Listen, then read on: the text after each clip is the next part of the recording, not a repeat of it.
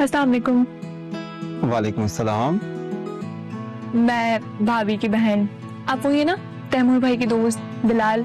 जी मैं बिलाल हूँ। आपके दुल्हा भाई कहाँ हैं? वो तो शावर ले रहे हैं। मैंने सोचा मैं आपको कंपनी दे दूं। माशाल्लाह, काफी बोल्ड हैं आप। एक अजनबी को अकेले कंपनी देने आ गई। अब अजनबी कहाँ, आप तैमूर भाई के दोस्त हैं तो मेरे भी दोस्त बन सकते हैं। और वैसे भी एक दूसरे को जानेंगे तो पता चलेगा ना।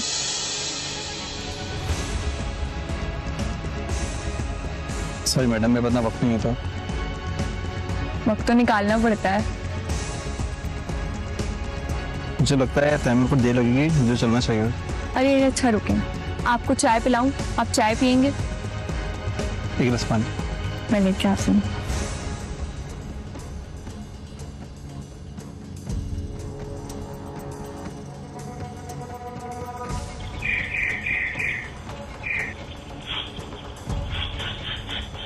बहुत ही कोई गुरूर पिटा इंसान था, पता नहीं क्या समझ रहा था अपने आप को।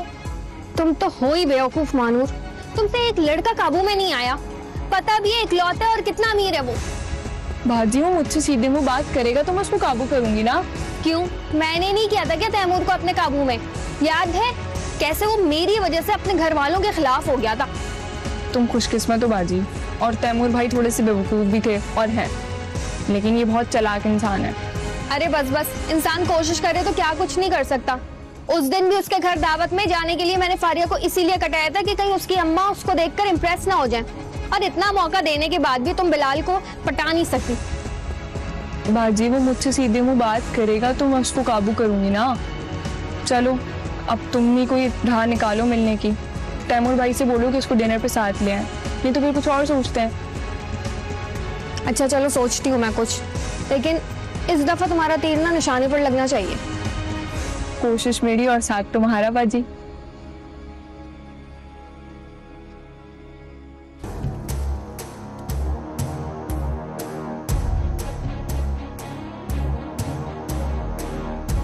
मैंने तुम दोनों को एक जरूरी बात करने के लिए बुलाया है। जी अम्मी कहिए। बिलाल की अम्मी का फोन आया था, वो कल आ रहे हैं हमारे घर रिश्ता लेकर। लेकिन किससे? किससे? इस घर में फारिया के अलावा और कौन लड़की है बेटा? क्या मतलब फारिया के लिए रिश्ता लेकर आ रही हैं? और आप ये बात अब हमें बता रही हैं? मुझे ये बताएं कि खिचड़ी कब से पक रही है आखिर? कौन सी खिचड़ी? सुबह उनका फोन आया है, मैं अब तुम दोनों को बता रही हूँ। अरे आप क्या हमें बताएंगी? मुझे तो ये सारी बातें पहले से पता थी। क्या पता था? यही कि फारिया का चक्कर चल रहा है बिलाल के साथ। सुबूर, ये तुम क्या कह रही हो? क्या बकवास कर रही हो? तुम्हारा दिमाग तो खराब नहीं हो क्या? क्यों इल्जाम लगा रही हो मेरे मासूम बच्ची पर? तैमूर, ये माँ बेटी मिलकर ना आपकी आंखों में धूल झोंक रहे हैं। पता है जब आप ऑफिस चले जाते हैं, ये पीछे से बिलाल को बुला लेती हैं घर में, और वो फारिया घंटों उसके साथ कमरे में बैठी रहती थी। शर्म करें भाभी, जो हरकतें आपने भाई के साथ की, आप समझती हैं लड़की ही करेगी? फारिया! हाँ हाँ भाई मारे, रुक क्यों गया? सच हजम नहीं होता ना। आपने अपनी बीवी के झूठ को भी समझ लिया। ठीक है, अब से ना मैं ना तैमूर इस शादी में कोई शिरकत नहीं करेगा हम दोनों में से, और हम दोनों का अब दोनों से कोई वास्ता नहीं है। चलो तैमूर। सुबूर बिल्कुल ठीक कह रही है। आज से हम आपके पोर्शन में नहीं आएंगे और ना आप। आज से मैं आपके लिए मर गया और आप मेरे लिए। भाई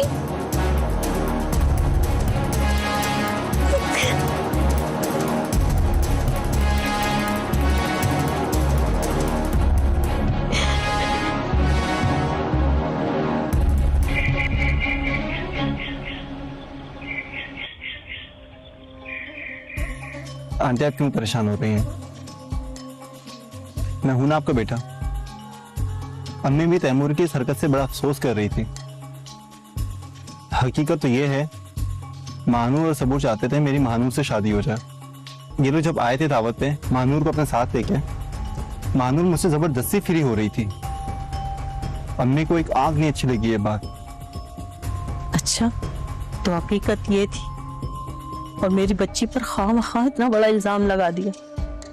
आप परेशान ना हो, बस फारिया हमारे घर की इज्जत बन के आ जाए और कुछ नहीं चाहिए। अल्लाह का दिया हो सब कुछ है मेरे पास, बस आपकी दुआएं चाहिए।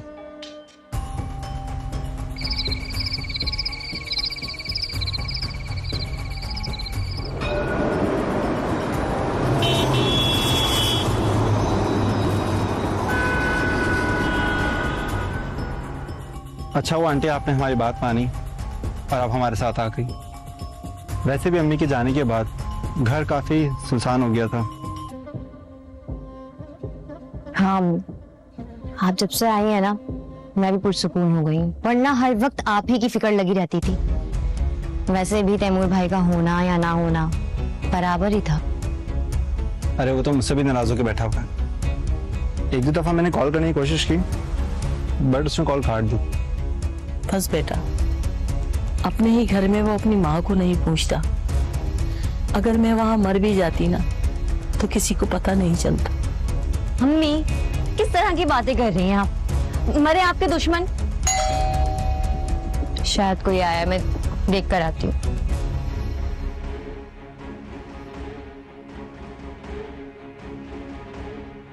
अम्मी, अम्मी भाई आए हैं, तैमूर भाई।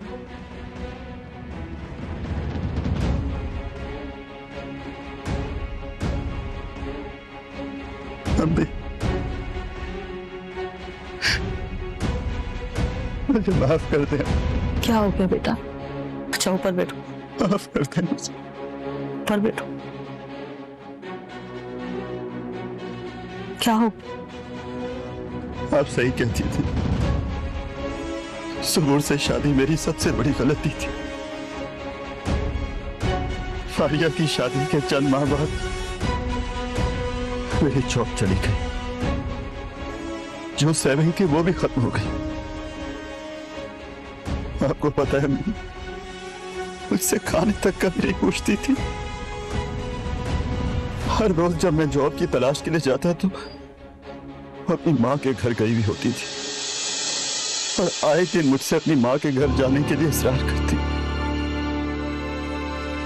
एक दिन अचानक मैं लेट नाइट उसके घर गया तो एक बड़ी सी गाड़ी उसके घर आई हुई थी, एक अमीर आदमी की। वो और वो आदमी एक ही कमरे में प्यार मोहब्बत की बातें कर रहे थे और वो इससे कह रहा था, तैमूर तो कमला है, क्या देगा तुम्हें? ये बातें मैंने अपने कानों से सुनी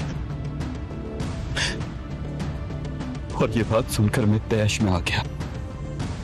मैंने उस आदमी का गिरबान पकड़ लिया, जिस पर उसके गार्डों ने मुझे इतना मारा कि मैंने सुबूर को तलाक दे दी। तलाक दे दी अम्मी, तलाक दे दी। और सुना है कि उसने उसी आदमी से शादी कर। मेरी जिंदगी बर्बाद हो गई अम्मी।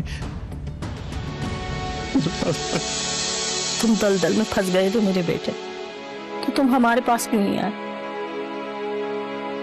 किस मुंह से आता अम्मी?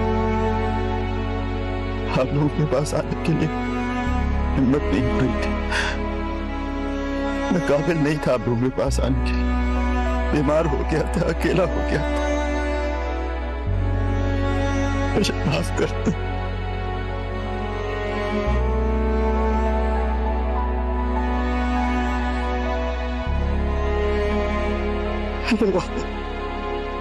शुक्र करो तुम्हारी जान बच गई। इस तरह के लोग जान लेने से भी गुरेज नहीं करते। नौकरी की फिक्र नहीं करो, वो मैं करवा दूंगा।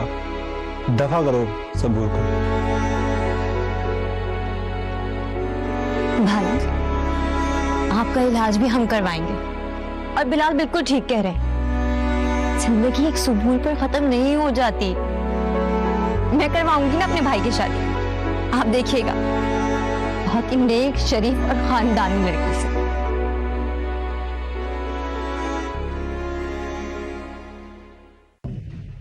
शादी इंसानी ज़िंदगी का एक अहम तरीन मोड़ होता है, जहाँ से पूरी ज़िंदगी का रुख तब्दील हो जाता है। इसलिए ये फ़ैसला बहुत सोच समझ कर करना चाहिए। इंतखाब जिस तरह दीगर मामलात में हम कोशिश करते हैं कि बेहतर से बेहतर हो और उसके असरात देरपा हों, मस्बत हों, खुशगवार हों। तो इसी तरह से शादी ब्याह के मामलात में भी बजाय जल्दबाजी के फैसला करने के और वक्ती जज्बात को अकल और शऊर पर फौकियत देने के बजाय, बड़ों से मशवरा करने के बजाय और माशरती हालात, चाल चलन, तमाम चीज़ों को देखने के बजाय जज्बाती फैसला करना नुकसानदेह साबित होता है।